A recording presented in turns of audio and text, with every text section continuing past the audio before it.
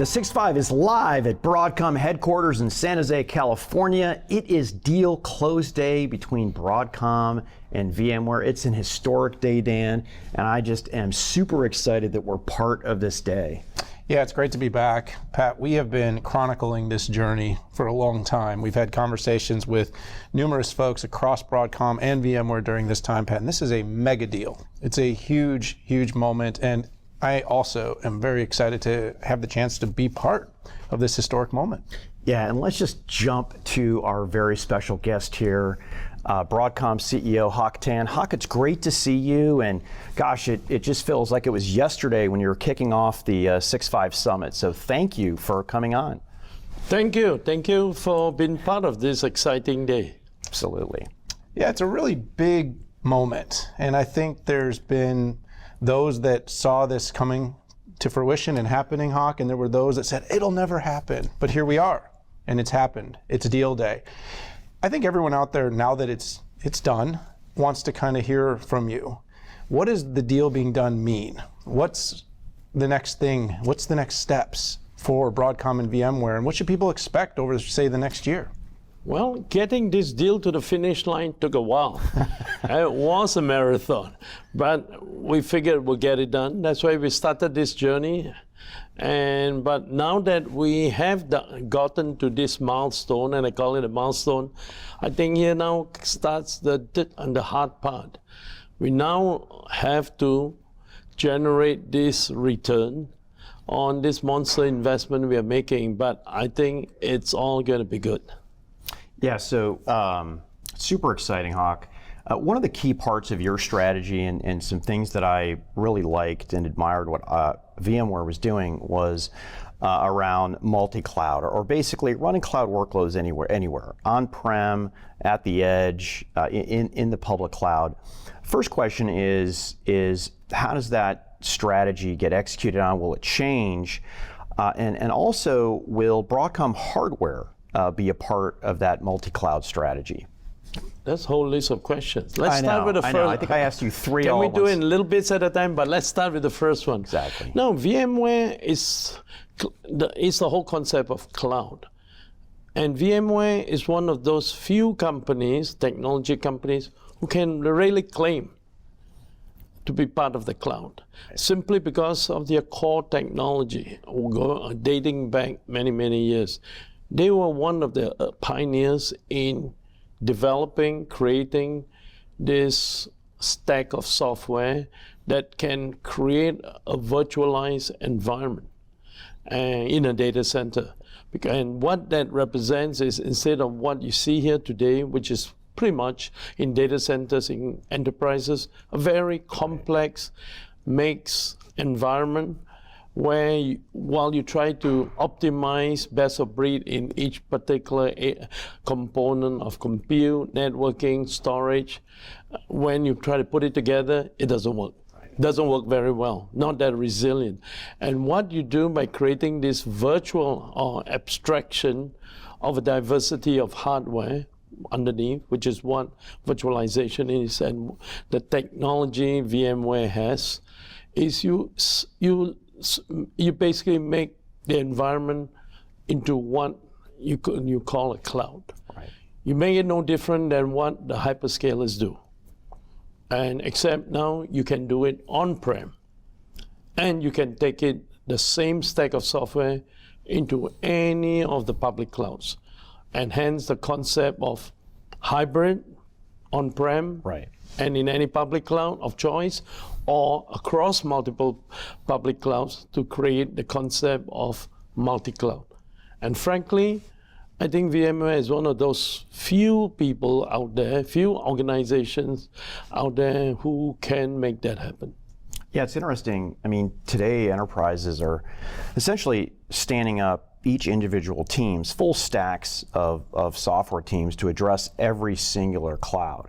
And when I talk to them, they do say, there's got to be an easier way to do this. There's got to be a way to orchestrate those workloads, have them be secure, be able to even move workloads where they need to. I have yet to talk to a Fortune 500 enterprise that is not using multiple clouds today, but the tools just aren't there. On the hardware side, will there be any integration between Broadcom hardware and VMware hybrid cloud or multi-cloud software? Not really, because see, this whole concept of virtualization, which is the core to VMware, is really to become hardware agnostic. Yeah. Basically, data centers have a diversity of hardware, from whether it's compute, networking, storage, anything else attached to it. And the whole idea of the technology of virtualization is to create this abstract in software, what's underlying a huge, as I mentioned, a diversity of hardware. Right. So you really try to be agnostic on hardware, and it should be. And in fact, VMware should create its products to work across as many kinds of hardware as you possibly could. Great. So I want to shift a little bit to talk about innovation. So we had the chance, we spent some time with the VMware team at Explore in Las Vegas recently, and I think we were both pretty blown away by some of the innovation. We saw some of the largest AI leaders in the business, including NVIDIA and others, private AI and strategy, Hock. I mean, you were showing, VMware was showing lots and lots of promising innovation, but the market is obviously interested because the perception of how Broadcom approaches innovation and perhaps how VMware and how they invest in R&D and how you invest in R&D are different. And I think people are trying to reconcile. Can you talk a little bit about how you see the innovation continuing now that this deal is done, and what you think about those plans and how you plan to maybe amend them? Well, there's a core similarity. The core similarity is we're both very technology-based companies, VMware and Broadcom. Now that we are one, it's a convergence, it's a very aligned thinking, because it's still about getting very talented pools of engineers and developing technology that your customers, that your world can utilize. And in the case of Broadcom, that's been always the case, and VMware always has been. But I tell you, the biggest thing we'll do upon this combination of the two companies, particularly where VMware is concerned, two words, is focus and execution. Focus, talking innovation from viewpoint that, hey, let's build up this, let's build, it already is there, but let's deploy, make it easy to deploy among its many customers. This whole stack of software that enables you to virtualize and even run containers for modern applications in this same stack of software, this same platform. It's all about focusing and getting it there. The true innovation, we believe, will come on when you add services, a catalog of very rich services on top of this base virtual stack of this stack of software that virtualize your environment. Because once you virtualize it, intrinsic in it is the ability to then really push the envelope on innovation to create this rich catalog services. Example, what we're talking about, I mentioned, is being able to run modern applications on containers much better, on the same software stack, on the same platform, to put in advanced security services. Unlike having to create parametric firewalls, you can build firewalls intrinsically within VCF, as we call the VMware Cloud Foundation stack. You can make it happen. And that's just the beginning of a whole series of it. And you heard in Explore in Las Vegas, it can run very effectively GPUs for AI applications.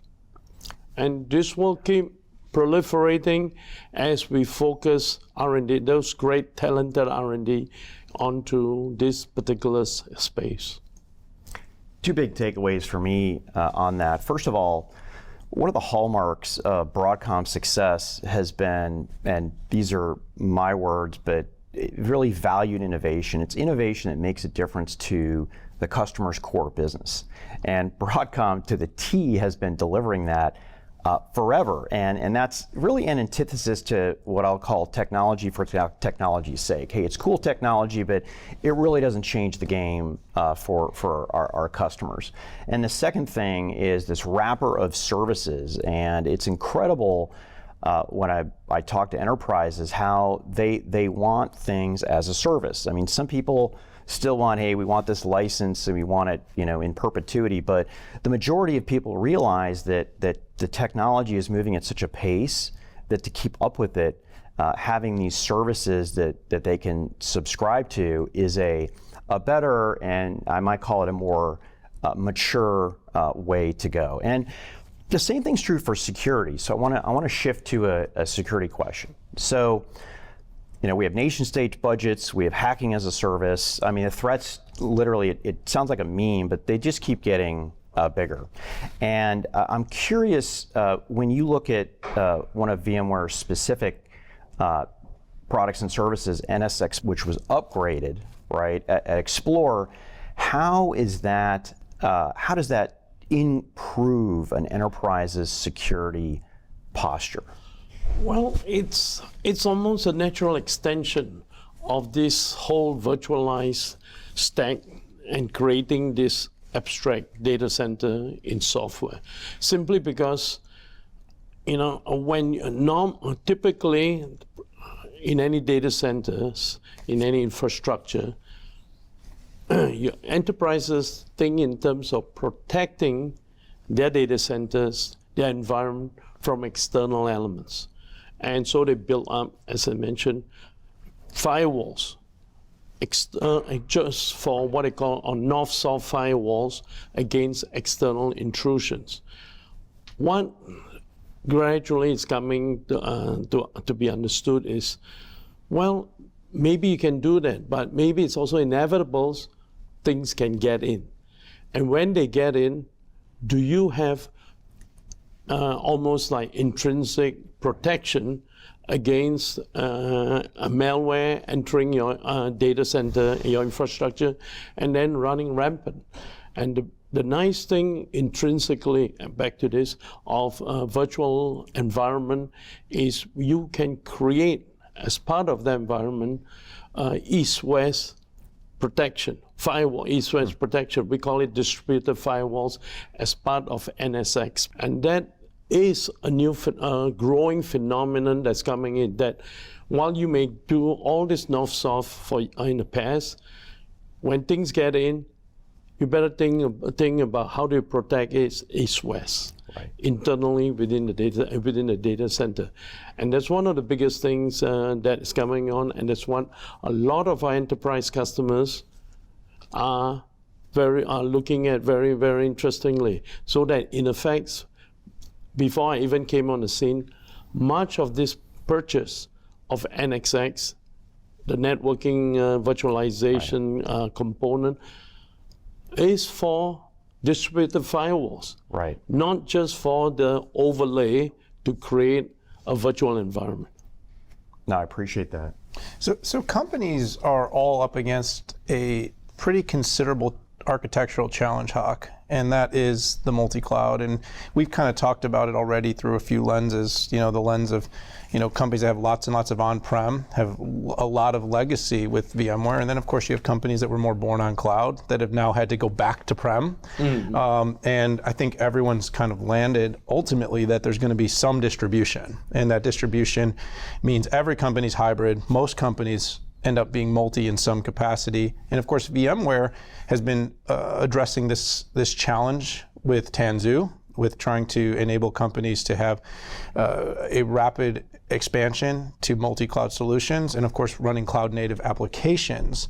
How do you see this? I'm sensing from listening that you see the private cloud as very important. You see the need for companies to be able to leverage the public clouds, of course.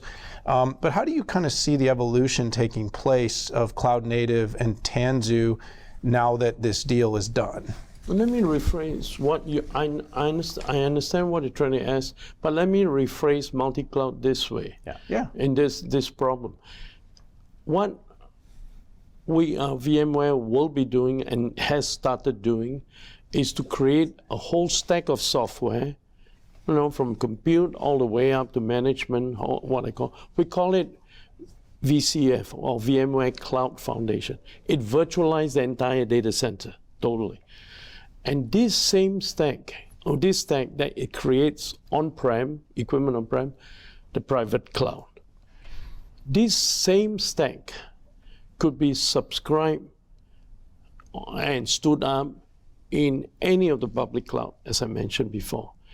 And this same stack will run, the applications that are created on this stack on-prem by any enterprise, those application workloads can move to any of the public cloud. It's totally portable. Right.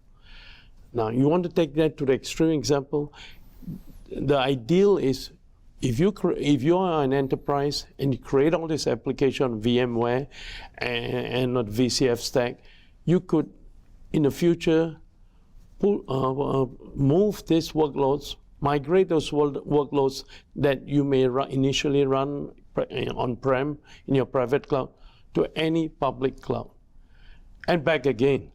And that is the true definition of multi-cloud.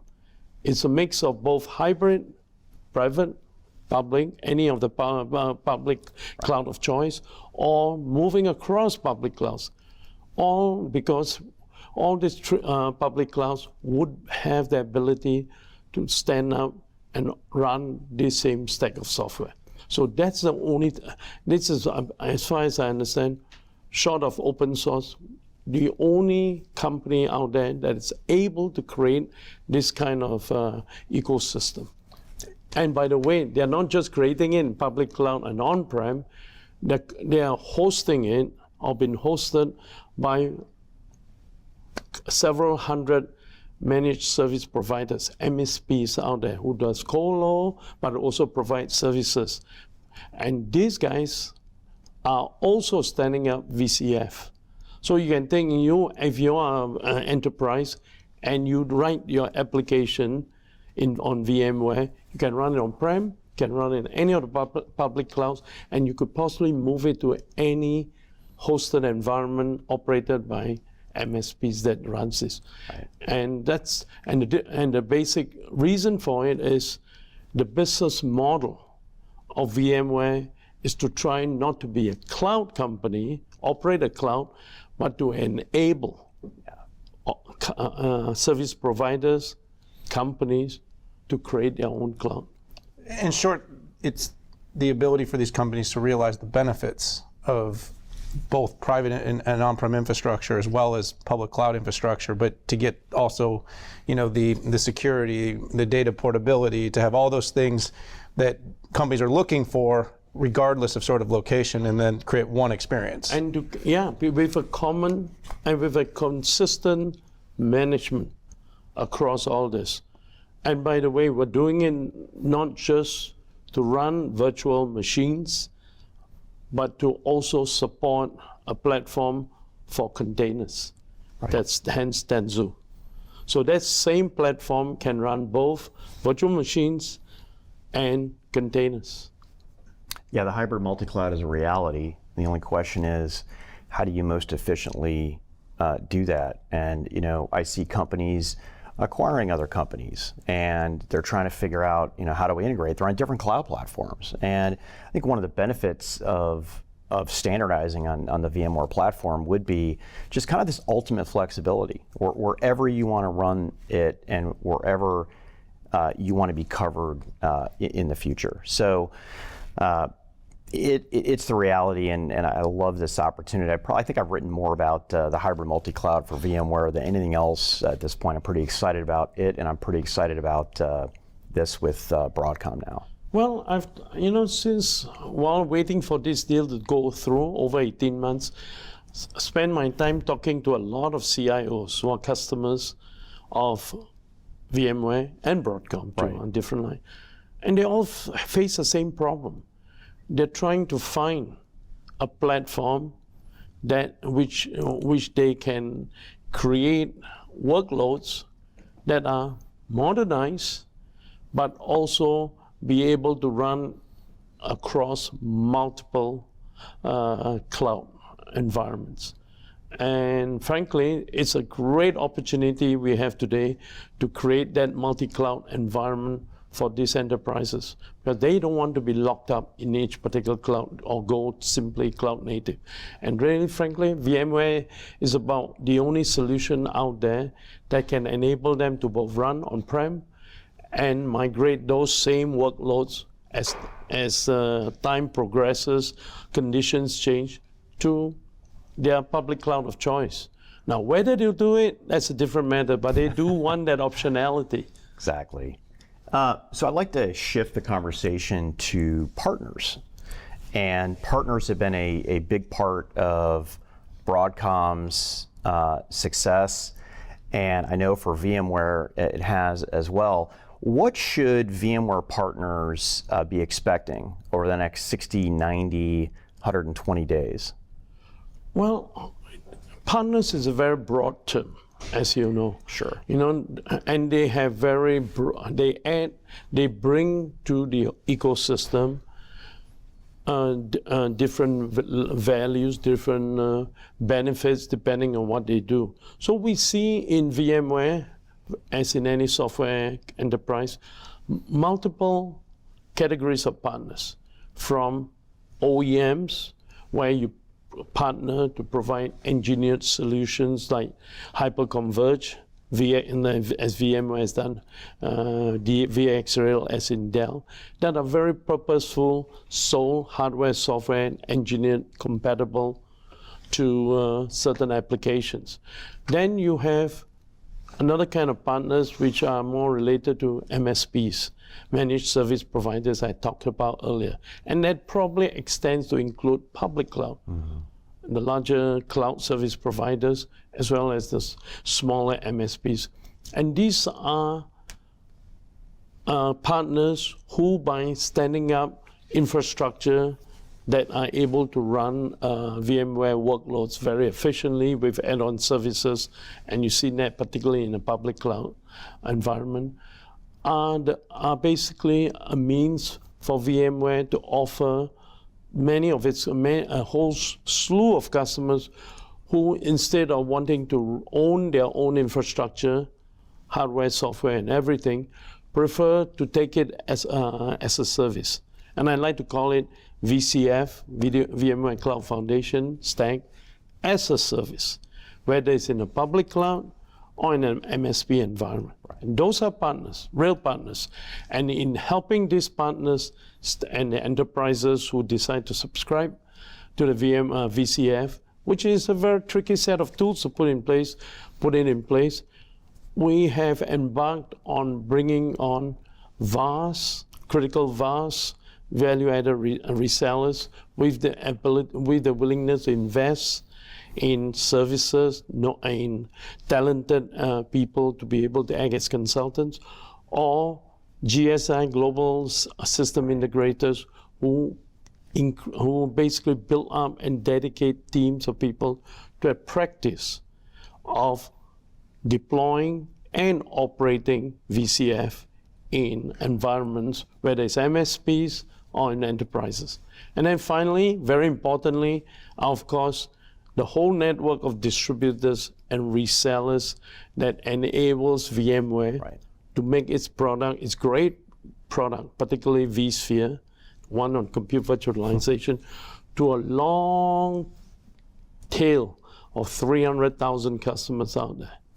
So we see different categories of partners, and we will focus and optimize their value into our expanded ecosystem. Well, Hock, on behalf of the 6.5, I want to thank you so much for sitting down with us today. It's been great to have this conversation, great to learn more. Congratulations. It was a marathon. Well, the bigger marathon begins. Yes. Yeah, absolutely. And we're so excited to stay with you, follow the journey, and hopefully sit down again in a year or so and catch up with you and see how this is progressing. I look forward to it. I'll tell you more in a year. Thank you in the meantime. Yeah, thanks. Good to be with you. Yes. All right, it's deal day, and we are here at Broadcom headquarters in San Jose, California. We are the 6.5, and we are excited to be breaking this special opportunity to speak with CEO Hock Tan. But for now, for the 6.5, we'll say goodbye. Check out all the episodes that we have here at Broadcom during this deal day. We'll see you soon.